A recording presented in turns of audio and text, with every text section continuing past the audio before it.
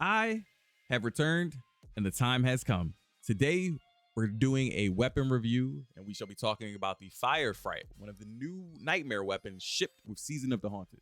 So let's go check it out. Just a quick sidebar though, let you guys know I do stream over on Twitch at twitch.tv/roseofsilence. If you want to come hang out with me, I should be live after this video goes live, or while this video goes live.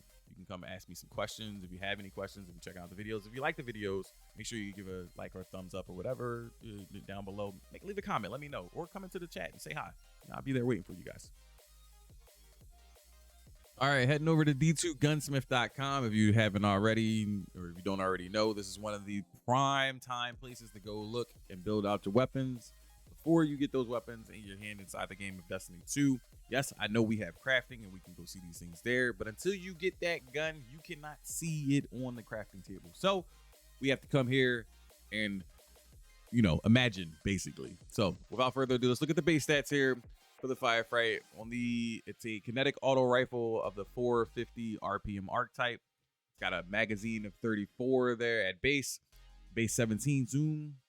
Airborne effectiveness is at 17. You know, that's the new stat, and we're going to talk about that a little bit later. Aim assist is at a 38. The reload is at a 44. The handling is at a 41. The stability is at a 41. The range is at a 58, and the impact is at a 29. Pretty damn good, if I don't say so myself here. And I enjoy the look of this auto rifle. It's got giving off that gnawing hunger meets some sort of scaly, you know, demon looking thingy, right? All right, now at first glance, the Firefright and its base stats to me look like a blank slate. Stat wise, and I'll tell you why. Like, it's mostly because of crafting, right? Stat wise, it has the highest potential to become something great, right? Because all the stats line up pretty much at a medium tier, in my opinion, where, you know, we got stability, handling, and reload all at like a 44, right in that middle place, right? Where we can just grow from that. And then the range is fantastic. And of course, it's a 450, so it's hitting nice and hard at high impact joint. Okay. Recoil direction isn't too bad either. I've taken this thing into PvP as well as PvE, and I'm enjoying it in both sides of the map. Getting good damage from it, with a certain subset of perks, of course, obviously for my playstyle, right? Now, reasons I say all of this, again, it's craftable. Weapon crafting, even though it's not perfect, allows people to finally make the weapons in the way that they want it to be and better than it can actually be on paper, right? Something that I like to call like a silent killer, if you will, right? You could turn a gun from being super bad into super good, again, based off of whatever playstyle you have and in the right hands, right? If you have the discipline to use it, all right? With Firefright, this is definitely the case. Again, in my opinion, being a 450 archetype, most people probably still look at this weapon because it's a 450 and they go like, it's nothing good. There's better archetypes, all that kind of stuff. But the ability to compare and see just off of these little things here and off the perk list, which we'll be going into shortly, to look past all of that and be like, hey, look, I think I can create something good with this. So for the perk breakdown, we're going to start here at the top here. We're going to go through every lane here. You got every single barrel mod you could possibly think of: arrowhead break, chamber compensator, corkscrew rifling, extended barrel, fluted barrel, full bore, hammer forge rifling, polygonal rifling, and small bore, right? In the second column, we pretty much got every single magazine perk that we could possibly think of, as well as bullet perk. So we got extended mag, alloy magazine, pended mag, armor piercing rounds, high caliber rounds, ricochet rounds, flared magwell, and that light mag. Now going into these final two columns, all right, we got some prime choices here. Look a little suspect in that third column, but we got hip fire grip up here, threat detector, air assault coming back. Well-rounded is a newer perk. Fourth time's the charm, and a newer perk coming in, fragile focus. Again, we're going to speak on this a little bit later too. And then in that final column, we got surrounded, mulligan, elemental capacitor, adagio, osmosis, and focused fury. And for that origin trait, that sweet origin trait, extrovert. Final blows with this, while near combatants or near nightmares restore your health. This thing is prime. It's got a crap ton of good rolls here. Crap ton of rolls that I think are a little weird.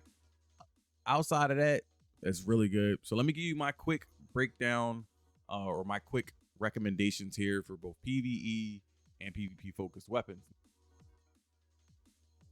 So starting off with PvE, like we always do, you know, I'm a PvE monster. My recommendations for this weapon are going to be 4th times the charm and Focus Fury. My backup recommendations are going to be 4th times the charm, Surrounded, or, and I hate this perk, but with this, for some reason, it stood out, and I would definitely go for it. Adagio, and it feels like it's gotten better, and I'll talk about it for a little bit. So first and foremost, 4th time's the charm. Hands down, can't beat that. No reloading.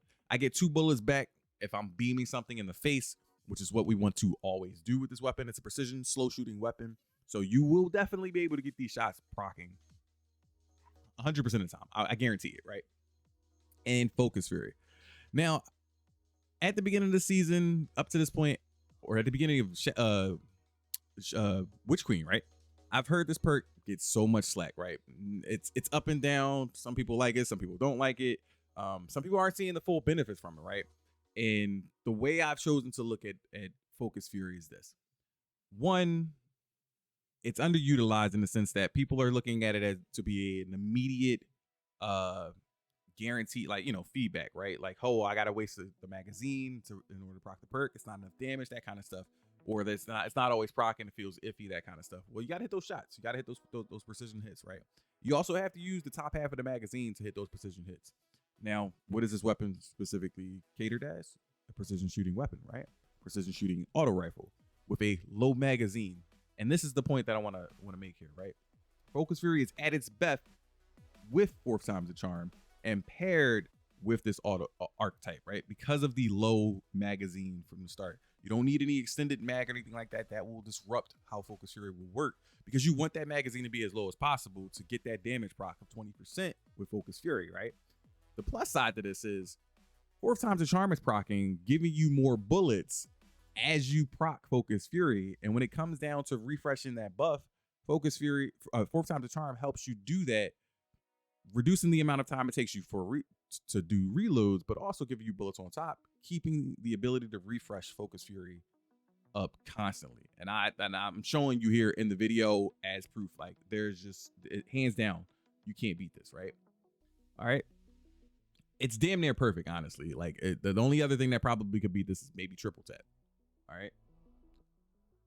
Now for backup, Adagio and Surrounded come in second, but only until you can craft it.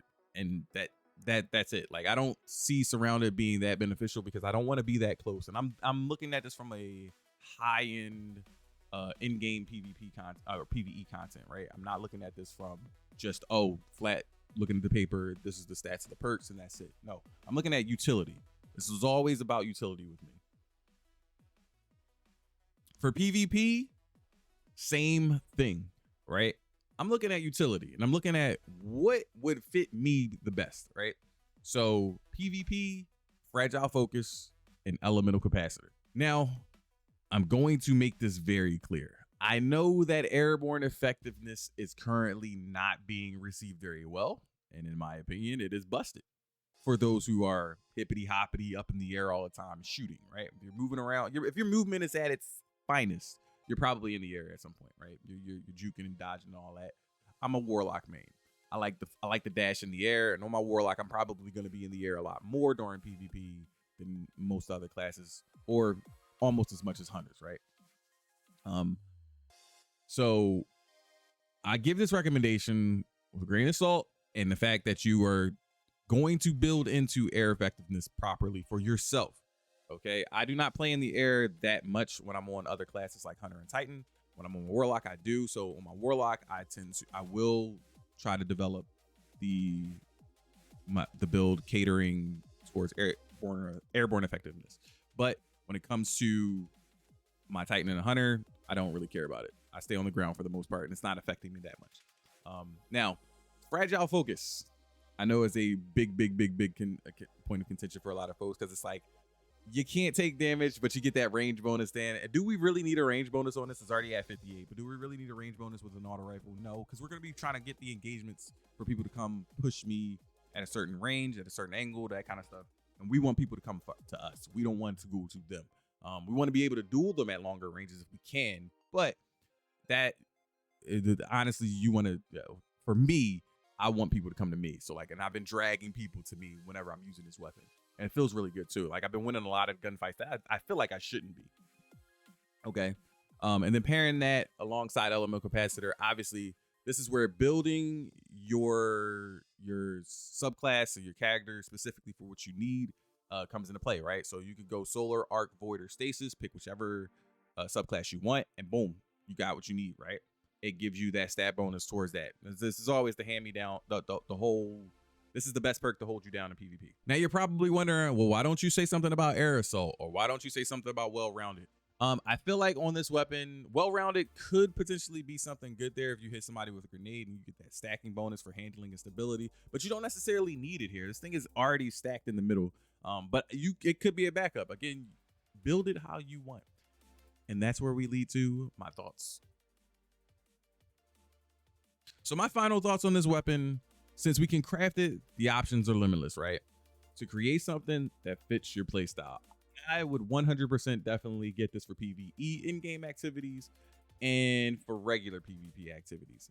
I'm not too sure about how this will work out in trials. If you have the discipline to use it against folks and, you know, approach engagements with some form of thought and take your time, take it into trials, see if you can own some people for a little bit. I might do that the first week trials comes back. Outside of that, I'm going to recommend it for regular PvP, not for in-game PvP, which is trials, comp, and all that kind of stuff. So go ahead and get this weapon. You can craft it super easy, rock out. It's going to be my first craftable recommendation. Go for it. Those are the roles that I'm enjoying. Those are the roles that I recommend for you guys to try out, but also try out something you like, because again, it's a craftable weapon. So what are your thoughts on this weapon? If you have this weapon, sound off in the comments down below. Let me know what roles you're looking for or crafting for your playstyle, right? And that's going to be it. If you like the video, remember to click the like button because it helps me tremendously, but also because you enjoy the content, right? And also click that subscribe button, come back so you can get more reviews. We'll be doing a crap ton of these of craftable and non-craftable weapons that you can get during the season of the hunt. Season of the haunted, please. All right. Make sure you click that button, turn on notifications so you can see more of the content in the future. Also, I do stream over on twitch.tv at twitch.tv/Roads of Silence. So if you want to come check us out over there, say hi, hello, have any questions for us, ask us live. We'll be live today when this video goes live. So come say hi. Other than that, I'll see you guys in the next video. Peace.